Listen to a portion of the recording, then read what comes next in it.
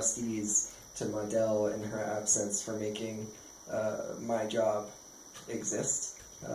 It's a very rare opportunity, a rare chance, I think, for a young person to be able to make a living in the arts. And I feel very lucky, and I think it's set me on a path of creating and appreciating poems and honoring the legacy of Robert Frost, which will continue for the rest of my life. Thank you very much. All right, so now I've left myself no time to talk in between my poems, which I think is a good thing. When you move to the North Country, no one tells you about the flies. Flies line these rooms like molding, never completely alive or not alive. I sweep them up, half-froze mounds still buzz. Are they in the drains? Perhaps they get in that way. I worry as I brush my teeth, grab toilet paper, prepare for each small crush. I swear I hear them in the walls discussing mud season, snow tires, a new winter coat. That's a good layer. Where'd you get that gear? I go outside and winter folds around me, frozen blankets stiff, pricked with stars. I want to smack my head again and again into the night and emerge out there on the other side, anywhere that feels more like home. Alright, so I thought I printed out my poems, but I was rushing, and they were blank. So this happens.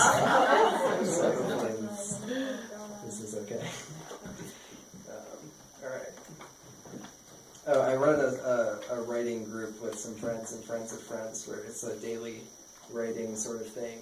And so I wrote this for them and for myself. The question now. If you're a writer, do you write all the time? Even when you don't think about writing, are you writing?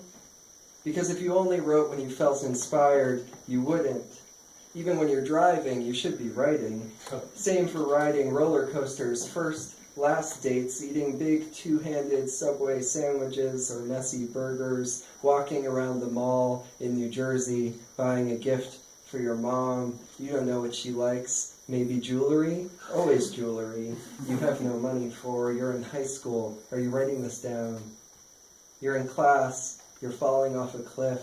You're talking to someone you will forget in a week unless you write it. Write it. Feel that spark. Light up like the lens of a lighthouse mirror. Though, I don't care if you're a goddamn lighthouse unless you're writing. It doesn't have to be about the lighthouse. Forget the lighthouse. Forget the ocean. Forget the ships that ground themselves, the whales beaching one after another. Remember, you're a mirror. Or was it the lens? Turn away from this mess. Then, turn towards it again. Last one. This is the one I had to warn my parents about. Death of the author. Shape. Every cat I had growing up got fat. Belly on the ground fat. Pathological. Paws which could not plod lolled.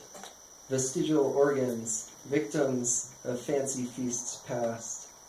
Oh, Pilot, Jammer, Rudy, Cinnamon. Middle school, friends pointed at pools of fur and flesh. They asked, "What's wrong with your cats?" "Nothing," I said. "That's what happens when they lie down." I thought every one carried a heavy kind of grace. When night fell, Mom, her voice cracking, yelled their names. Cats trundled to the porch, compelled by something greater than themselves. She poured scoop after scoop after scoop of hard little X's and O's into overflowing cups and hated them for it afterwards. I caught her eating raw cookie dough from the mixing bowl, and later the kitchen floor danced on her back. Our therapist explains the terms binge and purge to me. Too early, too late. My childhood narrows. The shape is a question I will never ask. How to be full despite what you do and do not have.